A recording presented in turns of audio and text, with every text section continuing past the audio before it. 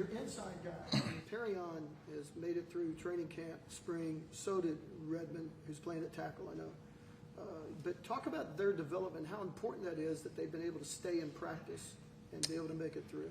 Yeah, 4 days in, these guys, man, they're in great shape. And, you got to give credit to Benny. You could tell, man, they're flying around. And, you could tell that, they're not wearing down in practice. They're getting stronger as practice goes. So a lot of that is due to the depth and how we rotate. But they're making every rep count right now.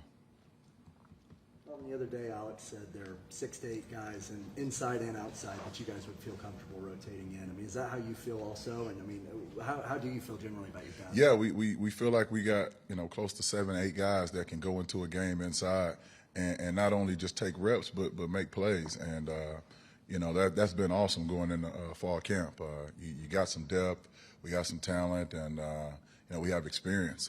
Perrion Winfrey, Josh Ellison, Jalen Redmond, Jordan Kelly, Corey Roberson.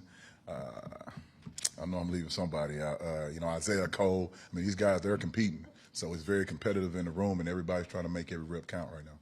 Calvin, is Jalen physically and mentally back to where you need him to be? Yeah, he's getting there. He's getting there. I think he's making every day count. You don't play for a year. You got to go knock off some rust. And obviously he had a spring ball, but I think he's pretty close. I think he's really close. And he just every day he's out there working his butt off. So he's adding value, and we're really happy with where he is right now. Coach, you're obviously loaded in your position group, as you mentioned, but Perrion still looks just like a man among boys out there. What do you think his ceiling is here in 2021? He needs to be a dude. He needs to play how he looks. He's a guy that can do it and do it at a high level. So we're expecting big things from him, man. I mean, I think if he does it, if he plays the way he's capable of, man, he's an NFL guy. So that's what we expect from him. Jordan Kelly's patience, resilience through his career. What's his journey been like, and what are you seeing early? I know it's only been 4 days, but what have you seen early out of Jordan's fall camp? You could just see a guy that's more confident. You could see a guy that's flying around and expecting to make plays, not just run a defense. So we're expecting big things out of him. He's not coming into camp trying to figure out what his role is going to be. He knows what it is, and he's competing for a starting job. So. You mentioned Jalen being out that year. Do you think that provided some perspective for him about just how much it means and just being out there? Oh, no doubt. He missed it, no doubt about it. But then he also saying that him not being a part of that, it was opportunity for other guys to step up. So we're gonna do this thing. We're gonna do this thing regardless, and it's great to have him back. But it was an opportunity for the next man, and that's what Isaiah Thomas did.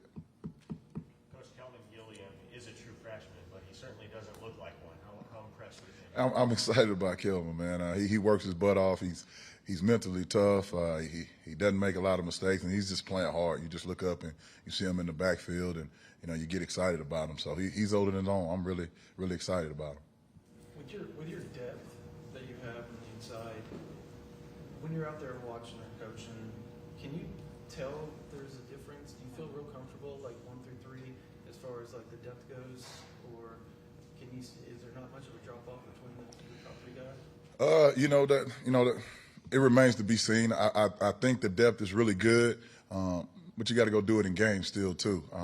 When you roll, guys, can they go in there and make plays? Or are they just in there taking reps? And right now, guys are getting off blocks, winning one-on-ones, and finding the football. That's when you really have some really good depth. So I'm excited about these guys, and as you get in the game and you're rotating guys, you'll see, as a coach, who you really, really, really trust the most in critical times in games. Calvin, when you talk depth and you talk players that can contribute, how much does that help for the future of the program in terms of recruiting, when you can go and sell to recruits, see what these guys are doing, see how everyone's playing as a team? How does that help? It's big because, with big guys, you don't want to see those guys huffing and puffing. That's when the injuries, that's when the mental errors happen. So we want to keep them fresh. Last year we was able to play about 5 guys inside, and, we're going to be able to play 6 or 7 possibly this year. So when you're recruiting a young man and you can tell him you play 6, 7 guys, the opportunity for him to play is pretty strong. That only helps with recruiting.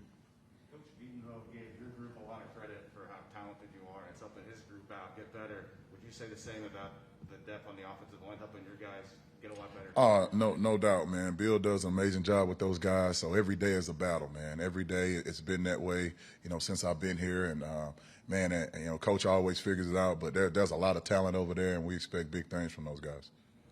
LeBron Stokes feels like someone that gets forgotten about. Where's he through the first week? Say it again.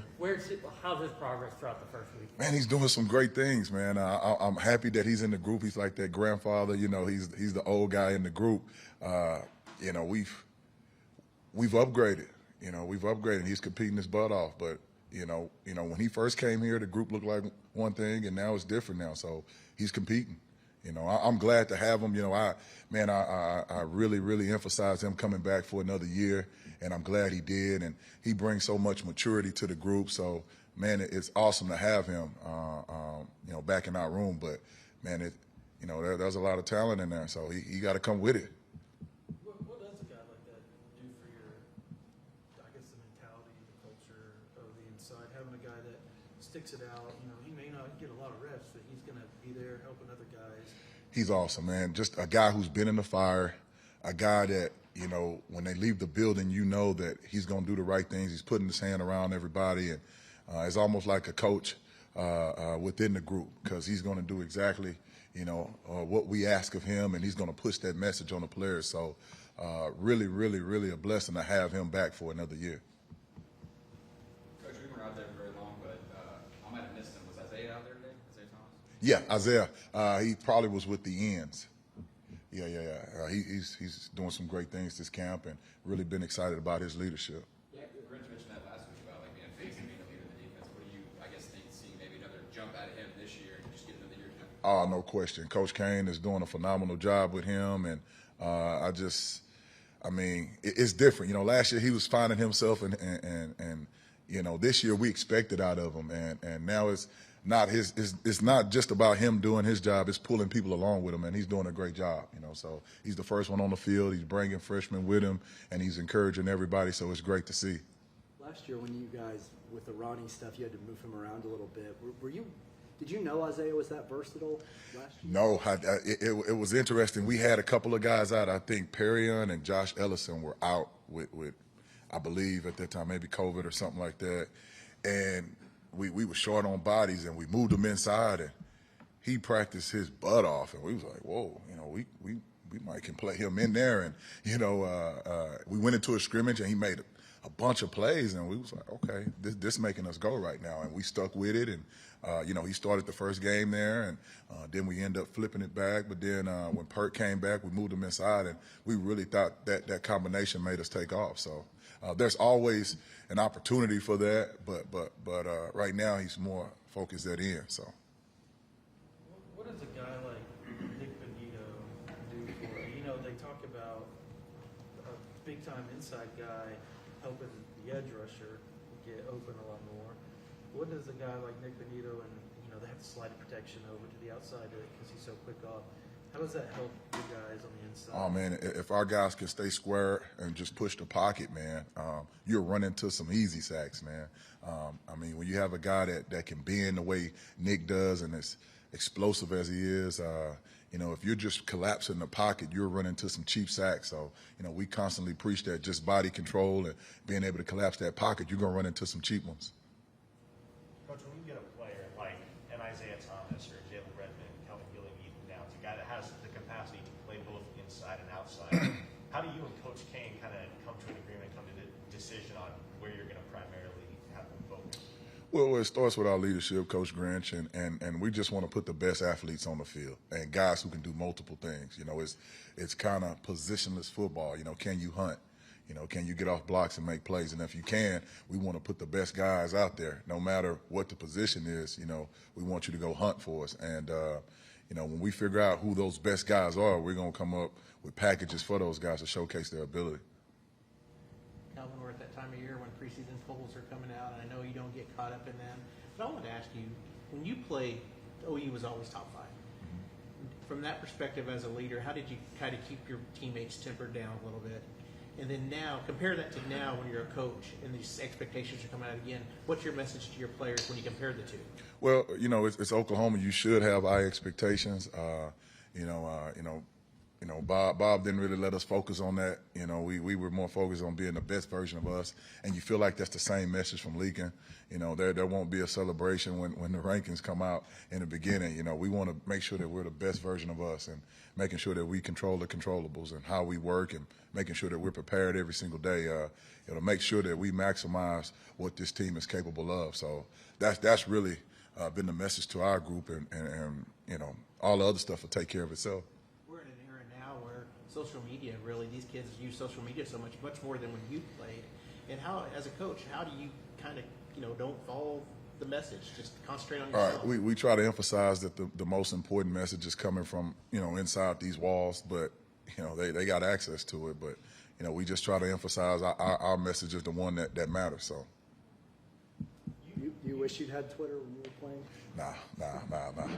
So I'm glad it wasn't around then. I'm glad. You have an interesting perspective on, you talk about the depth of the defensive line.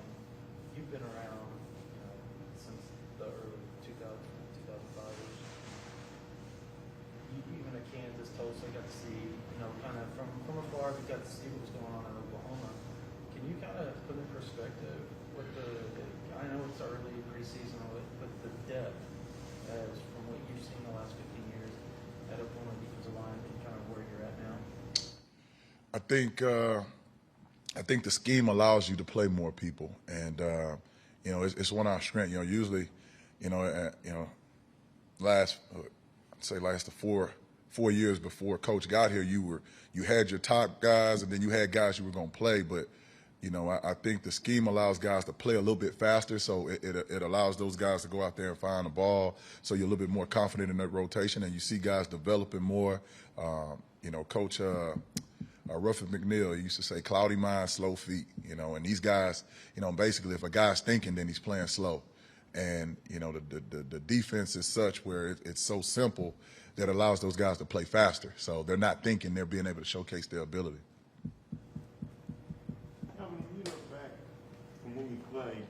The caliber of people you win against as a player, how does that compare to what your guys are going against today? Man, Bill does a great job of recruiting his butt off, man. Now, are you talking about in practice or just? Well, I'm really talking about opponents more. Oh.